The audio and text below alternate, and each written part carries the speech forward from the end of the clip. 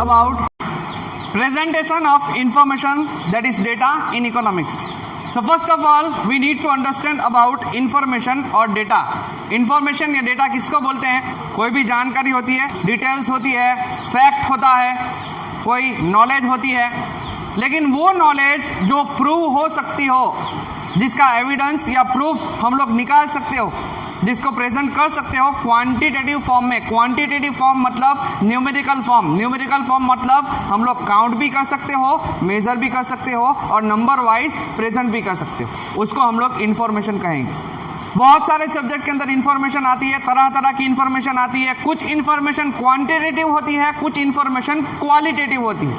अब quantitative information वही चीज़ है, स्टैटिस्टिकल इंफॉर्मेशन कहो, न्यूमेरिकल इंफॉर्मेशन कहो या क्वांटिटेटिव, जिसको क्वांटिटी टर्म्स में न्यूमेरिकल फॉर्म के अंदर हम लोग काउंट कर सकते हो, मेजर कर सकते हो. और क्वालिटेटिव जिसको हम लोग मेजर नहीं कर सकते हो, जिसको हम सिर्फ महसूस कर सकते हो या जिसका प्रेजेंस हमको फील हो सकता हो. लेकिन कभी कभी ऐसी इंफॉर्मेशन जो क्वालिटेटिव इंफॉर्मेशन होती है, उसको अगर कुछ क्राइटेरिया दिया जाए तो हम उसको काउंट कर सकते हैं. अगर क्राइटेरिया बगैर हम लोग काउंट करने के लिए जाएंगे तो पॉसिबल नहीं होगा. जबकि क्वांटिटेटिव हम लोग काउंट कर सकते हैं, मेजर कर सकते हैं. से फॉर एग्जांपल एज, किसी की उम्र 5 साल का है, 10 साल का है, 15 साल का है, 15 साल का है, मगर दिमाग अभी भी 5 साल वाला ही है प्राइमरी के अंदर. खैर, ईयर्स, एज हम लोग काउंट कर सकते हैं. हाइट, वेट हम लोग काउंट कर सकते हैं. ऐसी जो इंफॉर्मेशन है उसको हम लोग क्या बोलेंगे? क्वांटिटेटिव या न्यूमेरिकल इंफॉर्मेशन या डेटा. रेनफॉल हम काउंट कर सकते हैं. प्रोडक्शन, एग्रीकल्चर फील्ड का प्रोडक्शन काउंट कर सकते हैं. तो ये डेटा भी कैसे हुए? क्वांटिटेटिव. जबकि ब्यूटी, कोई कितना खूबसूरत है कितना नहीं है, हम काउंट कर सकते हैं. ये 1 टीस्पून जितना, वो 1 किलो जितना नहीं काउंट कर सकते. किसी का इंटेलिजेंस काउंट कर सकते हैं अगर क्राइटेरिया रखें तो. ब्यूटी को भी काउंट कर सकते हैं अगर क्राइटेरिया रखें तो. मिस इंडिया, मिस्टर यूनिवर्स, ये सारे कंपटीशन होते हैं, कॉन्टेस्ट होते हैं. मिस इंडिया के अंदर क्या होता है या मिस यूनिवर्स के अंदर क्या होता है? क्या मतलब बहुत सारे क्राइटेरिया रखे जाते हैं कि जो ड्रेस पहना हुआ रहता है उसके लिए कुछ पॉइंट, अपने आप को किस तरीके से लेकर चल रहे हैं उसके पॉइंट, कैटवॉक कराते हैं. सिर्फ लड़कियाँ नहीं, अब तो लड़के भी करना शुरू कर दिए हैं साथ में लड़कियों के. लेकिन क्राइटेरिया होते हैं किस तरीके से अपने आप को लेकर चल रहे हैं, किस तरीके से अपने आप को प्रेजेंट कर रहे हैं, एटीट्यूड कैसा है, एप्टीट्यूड कैसा रख रहे हैं स्पीच में. ये सारी चीज़ें कंबाइनली सबको अलग अलग पॉइंट, उस पॉइंट के हिसाब से, परफॉर्मेंस के हिसाब से, फिर किसी के पॉइंट ज़्यादा आते हैं तो वो विनर. सिमिलरली इंटेलिजेंस, अलग अलग पॉइंट ऑफ व्यू से, स्पोर्ट्स के पॉइंट ऑफ व्यू से दौड़ाया सबको, जो पहला आया वो आगे गिना जाए. एकेडमिक पॉइंट ऑफ व्यू से एग्ज़ाम ली जाती है, टेस्ट ली जाती है, मार्क्स का क्राइटेरिया दिया गया है, परसेंटेज का क्राइटेरिया दिया गया है. जिसके ज़्यादा आएंगे उसको क्या कंसिडर किया जाएगा? इंटेलिजेंट. भले क्वालिटेटिव कंसेप्ट है, भले क्वालिटेटिव इंफॉर्मेशन है, बट स्टिल कुछ क्राइटेरिया अगर दिए जाए तो उसको हम लोग काउंट कर सकते हैं. खैर, ये जनरल लाइफ की बात की, जनरल लाइफ के एग्जाम्पल दिए इंफॉर्मेशन के. अब इकोनॉमिक्स के अंदर भी ऐसे बहुत सारे पैरामीटर्स होते हैं, ऐसे बहुत सारे कंसेप्ट होते हैं, ऐसे बहुत सारे प्रिंसिपल्स होते हैं जिनको प्रूव करने के लिए इंफॉर्मेशन का सहारा लिया जाता है, डिटेल्स का सहारा लिया जाता है, फैक्ट्स का सहारा लिया जाता है. इन सारी इंफॉर्मेशन को या क्वांटिटेटिव नॉलेज को, क्वांटिटेटिव डिटेल्स को, न्यूमेरिकल डिटेल्स को, डेटा को इकोनॉमिक्स के पॉइंट ऑफ व्यू से अलग अलग तरीके से प्रेजेंट किया जाता है.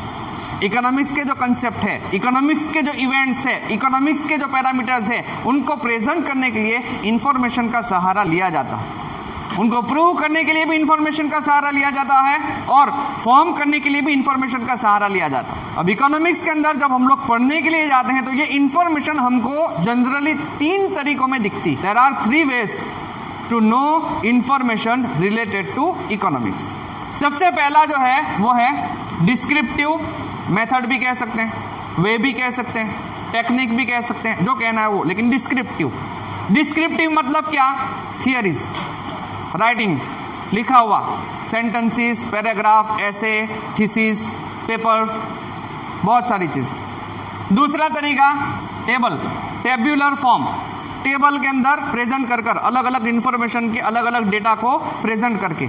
और तीसरा कोई भी पिक्चर, चाहे डायग्राम हो, चाहे ग्राफ हो, चाहे पिक्टोग्राम हो, पिक्चर हो, चाहे मैप हो। इकोनॉमिक्स के अंदर भी ऐसे पिक्चर्स का सहारा लिया जाता है।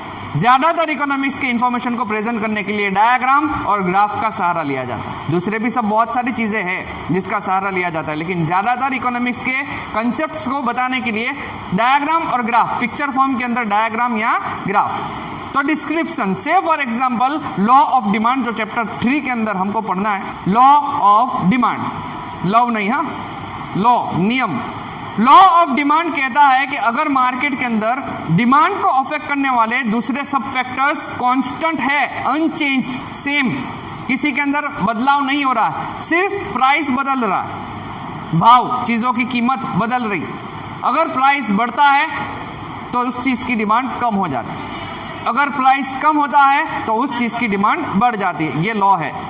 तो ये डिस्क्रिप्टिव वे में मैंने आप लोगों के सामने प्रेजेंट किया कि other factors remaining same, when price increases demand decreases, when price decreases demand increases. यही चीज टेबुलर फॉर्म के अंदर अगर आपको प्रेजेंट करना हो तो ये टेबल बनाया, 2 कॉलम बनाई, एक कॉलम के अंदर प्राइस, दूसरी कॉलम के अंदर डिमांड। अब प्राइस, अलग अलग प्राइस, सपोज 1 रुपया, 2 रुपया, 3, 4, यहां पर भी इमेजिनरी, सपोज 1 रुपया है तब टोटल डिमांड कितनी है, 50। अब यहां पर आप देख सकते हो कि जैसे जैसे प्राइस बढ़ रहा है वैसे वैसे डिमांड क्या हो रही है, कम हो रही है। उल्टा देखो, प्राइस अगर कम हो रही है तो डिमांड क्या हो रही है, बढ़ रही है। When price increases demand decreases, when price decreases demand increases. वही लॉ है टेबल के फॉर्म के अंदर। इसी चीज को प्रेजेंट करने के लिए पिक्चर का सहारा लेते हैं, diagram, X axis, Y axis. यहाँ पे प्राइस प्रेजेंट किया, यहाँ पे डिमांड प्रेजेंट की, ये पॉइंट ऑफ ओरिजिन कहा जाता है। जैसे जैसे ऊपर जाएंगे वैसे वैसे वैल्यू बढ़ेगी, और जैसे जैसे एक्स एक्सिस के ऊपर आगे जाएंगे वैसे वैसे वैल्यू बढ़ेगी। अब जब प्राइस 1 रुपया है तब डिमांड कितनी है, जब प्राइस 2 रुपया है तब, जब प्राइस 3 रुपया है तब। 4 के ऊपर कर्व देखो, प्राइस कम हो रहा है तो डिमांड क्या हो रही है, बढ़ रही है, प्राइस बढ़ रहा है तो डिमांड क्या हो रही है, कम हो रही है। इस तरफ आ रहा है मतलब क्या, कम हो रही है। ये डिस्क्रिप्टिव वे, ये टेबुलर वे, और ये पिक्चर, डायग्राम या ग्राफ। मतलब इकोनॉमिक्स के अंदर जो डेटा इंफॉर्मेशन होती है